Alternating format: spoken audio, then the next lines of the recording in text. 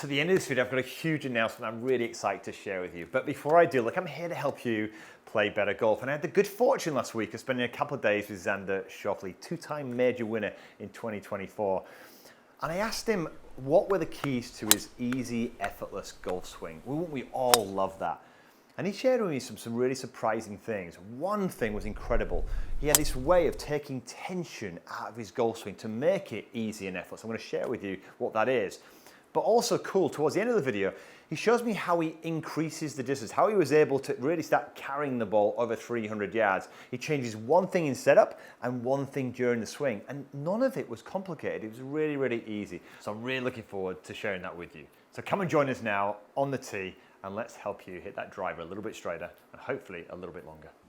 So talk me through your process. I mean, one of the things, to win 2 major championships, for me, you've got to be strong mentally. As well. Sure. I know. So, I mean, you've been knocking on the door for a long time. That helped a lot in that process. I can imagine. Yeah. So tell me about your process to actually hitting a driver. Driver is probably, just because golf is such a mind game. Yeah. Driver feels like the freest club in my bag just because it typically gives you the biggest margin of error off the tee, especially when you're playing like an open or something. You just know that you cannot hit it in that dead bunker, and you have about 50 yards left of that, unless there's gorse bushes. But for the most part, I'm not afraid to hit it into fescue. Yeah. But I'm playing like sort of, middle fairway, if there's trouble, right? Middle fairway to even left fescue as my fairway. Yes. Because if I hit in the fairway, it's a bonus, great. It's just hard to do when it's blowing 25 miles an hour overseas and it's cold. It's not that easy to hit fairways, so you have to pick your side, which is kind of how I play it. So I feel the most relaxed with driver. I always set up behind, With that all said, I'll have my sort of target. So, that bunker's dead. I'm gonna sort of put, I don't know what's left here over these sort of swampy area, but I'm gonna put myself towards those two palm trees. I typically pick an aiming spot.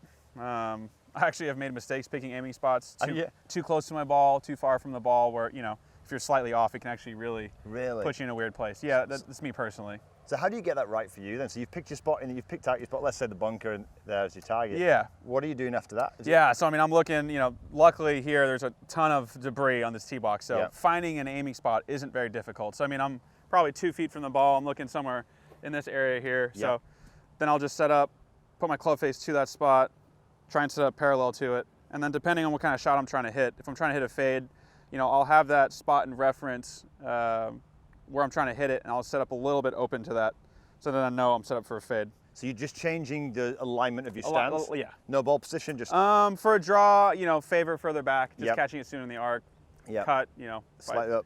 Potentially, depending on what kind of shot you're trying to hit. So you picked your spot, you put your spot in front of the ball, you're setting up, and then what happens? For me, tendencies for my, especially with driver, my shoulder to get open. So typically I like to kind of make this left side sort of strong, and put my hand on secondary here. So strong beam, for those who are watching, you can see that you just kind of like almost pinch this in? A little bit, I mean, I feel like at times if I kind of just walk in, because your right hand's lower, if you just kind of walk in, I'm not a rerouter of the club, something like Rory or something reroutes it so nicely, he can kind of get away with a setup that, is a little bit open, just because he moves the club nicely. I don't do that. The way I reroute is by doing this. I get that. I'm trying to get away from that. So for me, like to set up square is pretty important, close to it. Yes. A little bit open's fine, but I just can't have it like this, because as soon as I uncoil, the first move is, my upper body's that way. Okay.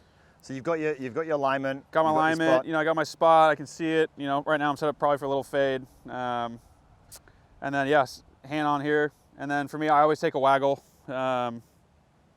It's become, there isn't much structure to it. I think it's just like it used to be more, sometimes I'm using it to have structure, whether the face is too open or too shut. But these days it sort of feels like just something I do to sort of relax and kind of keep all the pressure or tension out of my forearms.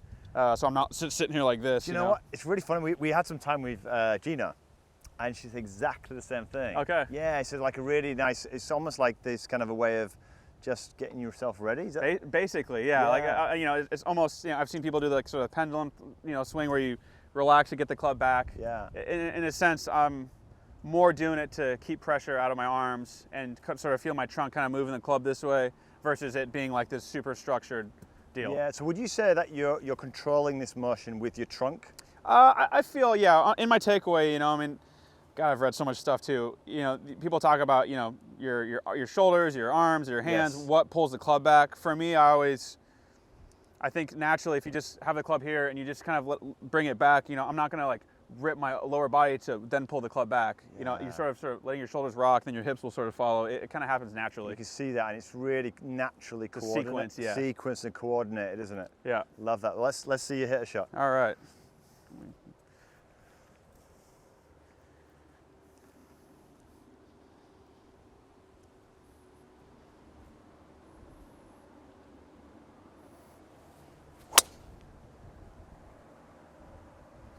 How was that? Yeah, pretty good. I mean, it's pretty downwind, but I hit it slightly off the heel, so I had a slight left start, and it was definitely trying to cut back towards those 2 palm trees. I mean, it's a ball that I would take all day. All day long. It's not in any trouble whatsoever. Yeah, is it? Absolutely. yeah, there was not much to it. And if you were on a tee and you really wanted to ramp it up, so you had to carry that bunker over 3, what would you do? Much different setup. So I would tee the ball much higher,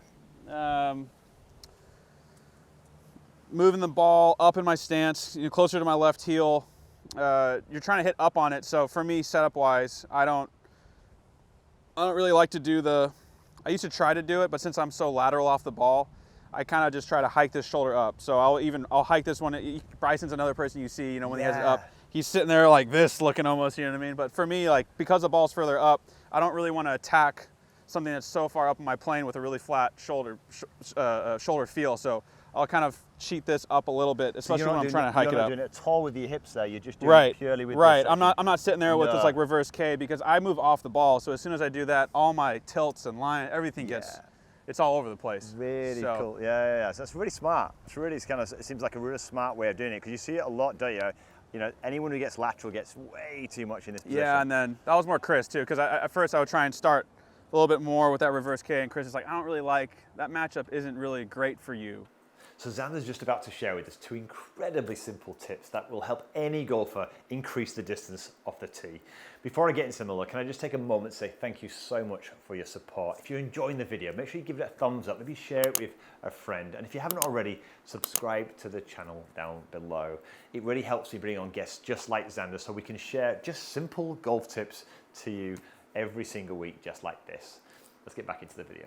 I used to like almost be like Camilo-esque when I was a kid, where it would be really slow, and then I'd snap onto the ball. You know, and then I started reading all the stuff about, you know, pick up the pace a little bit more. You know, and that was really, it still is hard for me to do. I think as I've gotten stronger, I can support it a little bit better. Yes. Where I'm not, when I'm trying to hit one hard, I'm not scared to sort of rip the club back to hit one hard. So would you say that's a power move? I think so, just taking it back a little bit quicker? I think so. I mean, when I'm trying to hit one hard, I try to, you know, seriously ramp up my nervous system. I'm sitting there, you know, I'm not taking crazy deep breaths, but I'm sitting there like trying to prepare myself to go. Completely. I'm not going to sit there like docile, being like, okay, I want to hit this one really far, like, meh, you know what I mean? You didn't give me that advice yesterday. That would have got me past 166. Oh, you know all this. It was cold last night. It was chilly. 166, pretty good. It was chilly.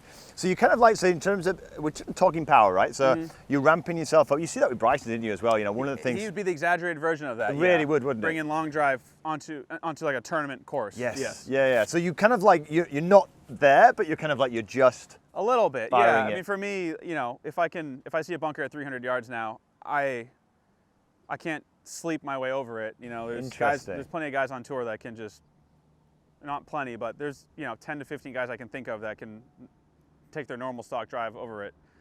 If I, you know, hit a smooth drive, it's going to go about 295 to 300. So I'm still swinging hard to cover a bunker at 300 yards. Yeah, okay. Same deal here. I'm going to take it further up in my stance. Set up. Because it's further up, this shoulder, I think hiking it up too is an easier way to get it on line. So I'm going to cheat this thing up a little bit. Now we're way up, trying to play for kind of a high pull almost. High pull. And I'm going to give a little heel lift. That's usually how I give myself an extra bit of arc and room to play with. Tell me what you mean by. Yeah, left heel lift. So I think, you know, long drive guys naturally, because they're trying to get such a big arc, this heel ends up coming off the ground. Right. For me, it's big to still load correctly when I lift the heel. I see a lot of people sort of kind of looks like this. Yeah. My left heel is off the ground, but this is just, you haven't loaded into nothing going into this right hip. Right side, yeah. So it's important to still load big into this hip. You're kind of cheat a much bigger turn, especially for someone sort of short like me. So let's give it a whirl. Let's give it a here. smash. Yeah. So ramp yourself up. Get this left shoulder as high as I possibly can. And we're going to give this a little bit of heel lift here. That is launched. And as I said, just it's a much different flight. Complete different, Yeah, isn't it? so Much higher if I'm launch. trying to go over a bunker at 300 yards, that's going to look like that. Yeah. If I'm trying to hit a fairway, it'd probably look like the first one. You might have just got past 166 ball speed with that one. Just barely. Xander, that was absolutely awesome. Thanks so much for taking the time to help us out. And look, if you're looking at gaining a few extra yards and learning to hit straight, you look at how simple, two-time major champion keeps it. So I really appreciate taking the time to come onto the channel and do this for us.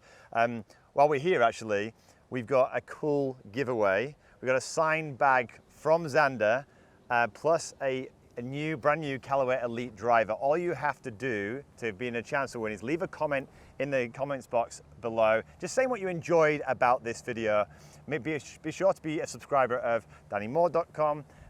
Danny Maude and Callaway Golf EU to be in with the chance. Again, Xander, thanks so much. I really appreciate it. Thanks, Eddie. Cheers.